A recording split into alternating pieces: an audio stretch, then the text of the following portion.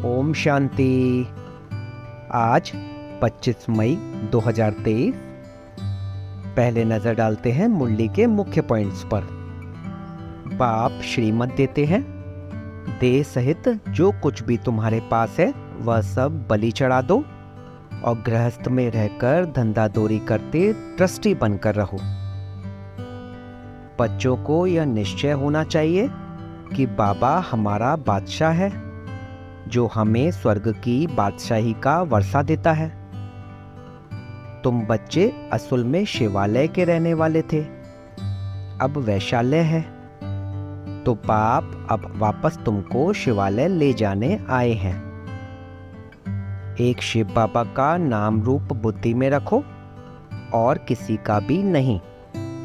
मेरा तो एक शिव बाबा, दूसरा न कोई। सदा इसी निश्चय में रहो। अब पढ़ते हैं मुरली विस्तार से।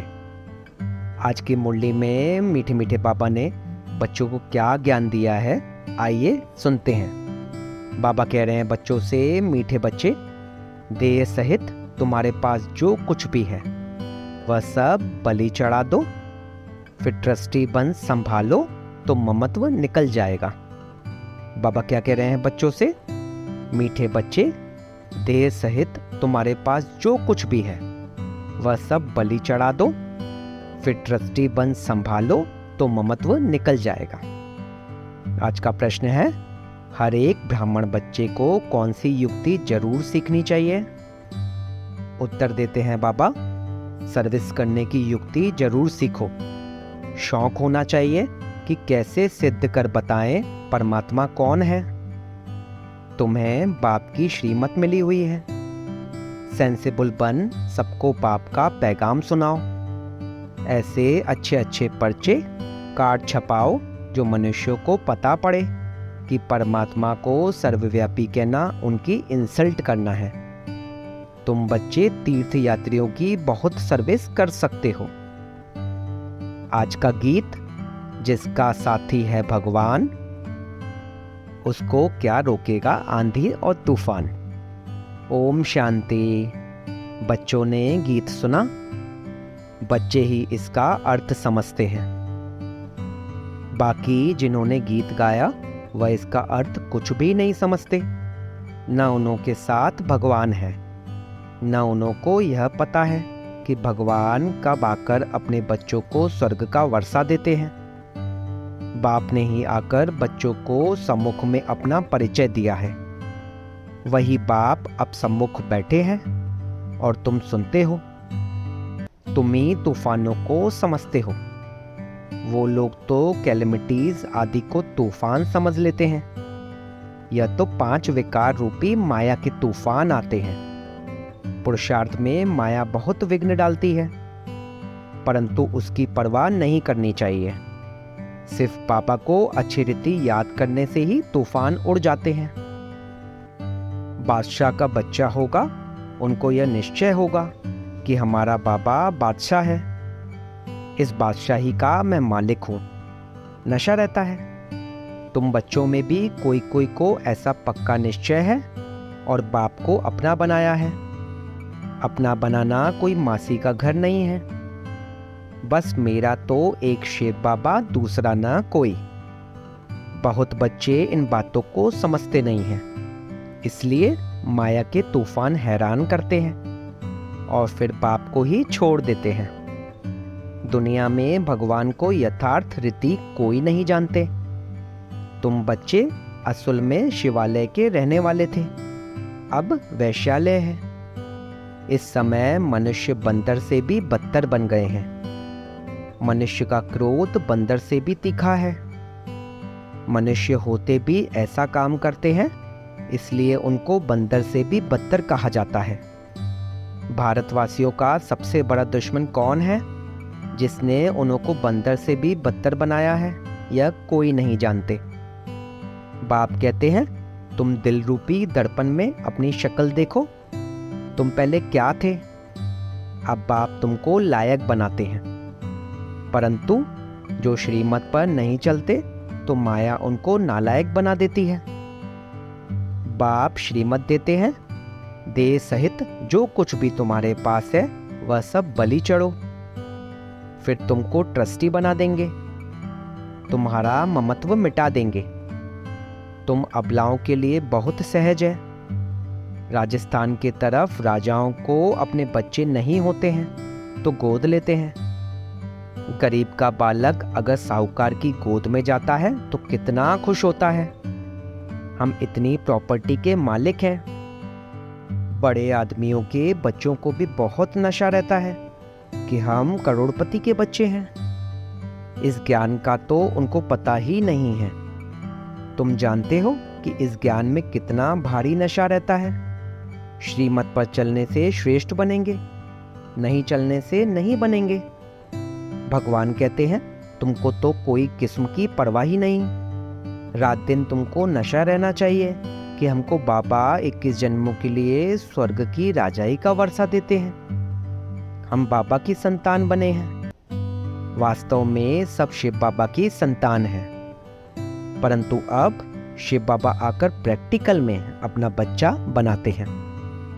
अभी तुम सम्मुख बैठे हो, जानते हो शिव बाबा हमको अपना बनाकर स्वर्ग के लायक बनाने लिए मत देते हैं कि बच्चे किसके नाम रूप में नहीं फंसना है। एक शिव बाबा का नाम रूपी बुद्धि में रखना है। उनका नाम रूपी मनुष्यों से न्यारा है। बाप कहते हैं तुम हमारे थे, निर्वाण धाम में रहने वाले थे। क्या तुम भूल गए हो कि हम आत्मा परम धाम, शांति धाम अथवा निर्वाण धाम की रहने वाली है। हमारा स्वधर्म शांत है। यह शरीर ऑर्गन्स है कर्म करने के लिए, नहीं तो पाठ कैसे बजाएंगे। हम आत्मा निराकारी दुनिया की रहवासी हैं, यह बिल्कुल नहीं जानते। यह सब बातें मनुष्य ही जानेंगे, जानवर थोड़े ही जानेंगे। परमात्मा को सर्वव्यापी कह दिया है तो खुद को भी भूल गए हैं कि हम आत्मा हैं। कहते हैं क्राइस्ट को, इब्राहिम को परमपिता परमात्मा ने भेजा, तो जरूर कोई बाप है भेजने वाला।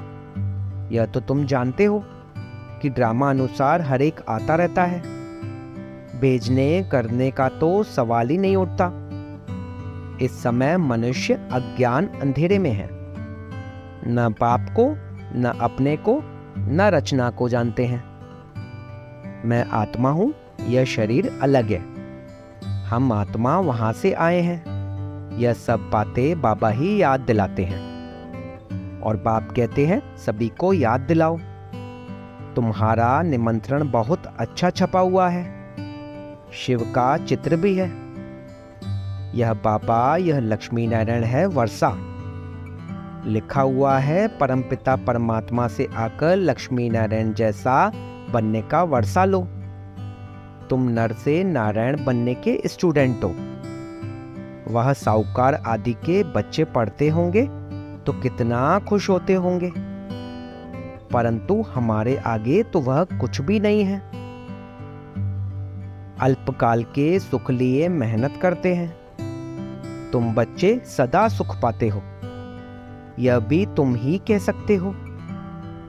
कहां भी जाओ हाथ में निमंत्रण पत्र हो। बोलो यह सभी आत्माओं का बाप स्वर्ग का रचयिता है। उनसे वर्षा कैसे मिलता है सो लिखा हुआ है। यह निमंत्रण एरोप्लेन से गिरा सकते हो, अखबार में भी डाल सकते हो। बड़े बड़े को निमंत्रण मिल जाएगा। यह एरोप्लेन विनाश के लिए भी है तो तुम्हारी सर्विस के लिए भी है। यह काम गरीब तो कर न सके, परंतु बाप है ही गरीब निवास। गरीब ही वर्षा पाते हैं। साहूकार तो ममत्व में फंसे हुए हैं। सरेंडर होने में हृदय विदीर्ण होता है। कन्याओं माताओं का इस समय ही भाग्य उदय होता है। बाप कहते हैं इन माताओं द्वारा ही भारत का और साधु संत विद्वानों का उद्धार करना है। आगे चलकर वह सब आएंगे। अभी वो लोग समझते हैं हमारे जैसा कोई है नहीं। वह यह नहीं जानते कि गृहस्थ व्यवहार में रहते बाप ने राजयोग सिखाया है।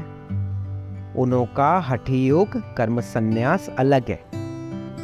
भगवान तो जरूर आकर स्वर्ग का मालिक बनाएंगे, तो तुमको कितनी खुशी रहनी चाहिए। बाबा भक्ति में भी लक्ष्मी नारायण के चित्र को बहुत प्यार से साथ में रखते थे। श्री कृष्ण के चित्र को देख बहुत खुश होते थे। बाबा बच्चों को समझाते हैं कि अपना और दूसरों का कल्याण करना है तो सर्विस में लग जाओ। एम ऑब्जेक्ट तो बहुत क्लियर है। वर्षा है डीटी वर्ल्ड सॉवरेंटी। ऊपर शिव बाबा, नीचे लक्ष्मी नारायण। कितना सहज है समझाना। तो सबको निमंत्रण देना है। बेहद के बाप से स्वर्ग का वर्षा जरूर मिलना है। जहां बहुत लोग जाते हैं वहां यह पर्चे जरूर फेंकने चाहिए। कोई कुछ कह नहीं सकता। अगर कोई कहे तो हम सिद्ध कर समझाएंगे कि बाप जिससे स्वर्ग का वर्षा मिलता है उनको तुम सर्वव्यापी कहते हो। बाप कहते हैं, देखो ये मेरी इंसल्ट करते हो। मैं स्वर्ग का मालिक बनाता, मुझे फिर बित्तर टिक्कर में डाल दिया है। अब तुम्हें श्रीमत मिलती है कि यह पर्चे खूब बांटो। अमरनाथ की यात्रा पर झुंड जाता है, वहां जाकर बांटो। इसमें लिखा हुआ है, यज्ञ तप तीर्थ आदि से मैं नहीं मिलता हूं, परंतु समझाने वाला सेंसिबल चाहिए। समझाना चाहिए, वह है गॉड फादर। सिर्फ भगवान ईश्वर परमात्मा कहने से पिता अक्षर नहीं आता। गॉड फादर कहने से पिता अक्षर आता है। हम सभी एक फादर के बच्चे ठहरे। परमात्मा सर्वव्यापी है तो क्या परमात्मा पतित हो गया? वह तो है ऊंचे ते ऊंचा। उनका यादगार मंदिर भी है। तो बच्चों को युक्ति से सर्विस करने का शौक चाहिए। यात्रा पर जाकर बहुत सर्विस कर सकते हो। वह है जिस्मानी यात्री, तुम हो रूहानी यात्री। समझाना चाहिए तुम कहाँ जाते हो। शंकर पार्वती तो सूक्ष्म वतन में रहते हैं, यहाँ वह कहाँ से आए? यह सब है भक्ति मार्ग। तो ऐसे तुम बहुत सर्विस कर सकते हो। भक्त बेचारे बहुत धक्के खाते रहते हैं तो उन पर तरस पड़ता है। उनको बोलो तुम अपने धर्म को भूले हुए हो। हिंदू धर्म किसने स्थापन किया? सर्विस तो बहुत है। बच्चों को खड़ा होना चाहिए। बाप आया है स्वर्ग का वर्षा देने, फिर भी माया नाक से पकड़ एकदम मुंह फिरा देती है। इसलिए माया से बहुत खबरदार रहना है। अभी तुम बच्चे बाप दादा के सम्मुख बैठे हो। दुनिया को थोड़े ही मालूम है कि बाप सम्मुख आए हैं। सब आत्माओं की ज्योत बुझी हुई है, एकदम बुझ नहीं जाती है, थोड़ी लाइट रहती है। फिर बाबा आकर ज्ञान घृत डालते हैं। जब कोई मरता है तो दीवा जगाते हैं। यहाँ योग से आत्मा की ज्योति जगाई जाती है। ज्ञान की धारणा करते रहते हैं। भारत का प्राचीन राजयोग मशहूर है। व निर्वर्ती मार्ग वाले तो अनेक प्रकार के हठ योग सिखलाते हैं। फायदा कुछ भी नहीं, नीचे गिरते ही जाते हैं। सिवाय योगेश्वर के कोई योग सिखला ना सके। योग सिखलाने वाला है ईश्वर, वह है निराकार। बाप कहते हैं, तुमको अब योग सिखला रहा हूं। अब तुम्हारा 84 का पाठ पूरा हुआ। कोई के 84 जन्म, कोई के 60, कोई के 1-2 जन्म भी होते हैं। तुम बच्चों को खूब सर्विस करनी है। भारत ही हेवन था, गॉड गॉडेस का राज्य था। यह बातें तुम्हारे सिवाय कोई समझा ना सके। गाली भी तुमको खानी पड़ती है। बाबा गाली खाएंगे तो क्या बच्चे नहीं खाएंगे? सितम सहन करेंगे। यह भी ड्रामा में नोंद है। फिर भी ऐसे ही होगा। अभी तुम बच्चों को पारस बुद्धि बनाता हूं। ऐसे बाप को बहुत याद करना चाहिए जो विश्व का मालिक बनाते हैं। कहते हैं बच्चे जीते रहो, स्वर्ग का राज्य लो। ऐसे मीठे मीठे बाप को तुम याद नहीं कर सकते हो? बाबा पूछ रहे हैं बच्चों से, ऐसे मीठे मीठे बाप को बच्चे याद नहीं कर सकते हैं? याद से ही विकर्म विनाश होंगे। रहा हुआ पापों का खाता यहाँ चुकतू करना है। अगर योग नहीं लगाएंगे तो सजा खानी पड़ेगी। उस समय बाबा साक्षात्कार भी कराते हैं। तुम हमारे बनकर फिर फारकती दे तुम ट्रेनर बन गए। तुमने शुरुआत में साक्षात्कार भी किया है। अच्छा, मीठे मीठे सिकिलदे सदा सलामत बच्चों को माता पिता का याद प्यार और गुड मॉर्निंग। बच्चों को समझना है कि हम यह शरीर छोड़ स्वीट होम में जाएंगे। अब यहाँ रहने में जरा भी मजा नहीं है। अब हम बाबा के पास जाते हैं। बाबा को ही याद करना है। वहां से फिर स्वर्गधाम में जाएंगे। यह यात्रा बड़ी वंडरफुल है। इसमें माया बहुत विघ्न डालती है। अच्छा, मीठे मीठे सिकिलदे बच्चों प्रति माता पिता बाप दादा का याद प्यार और गुड मॉर्निंग। रूहानी बाप की रूहानी बच्चों को नमस्ते। हम रूहानी बच्चों की रूहानी बाप दादा को सिकवा प्रेम से नमस्ते नमस्ते नमस्ते बाबा, शुक्रिया बाबा, शुक्रिया। धारणा के लिए मुख्य सार। एक शिव बाबा का नाम रूप बुद्धि में रखना है और किसी के भी नाम रूप में फंसना नहीं है। माया के तूफानों की परवाह नहीं करनी है। मेरा तो एक शिव बाबा, दूसरा न कोई। इसी विधि से तूफान हटा देने हैं। आज का वरदान, सदा यथार्थ श्रेष्ठ कर्म द्वारा सफलता का फल प्राप्त करने वाले ज्ञानी योगी तू आत्मा भव। जो ज्ञानी और योगी तू आत्मा है, उनके हर कर्म स्वतः युक्ति युक्त होते हैं।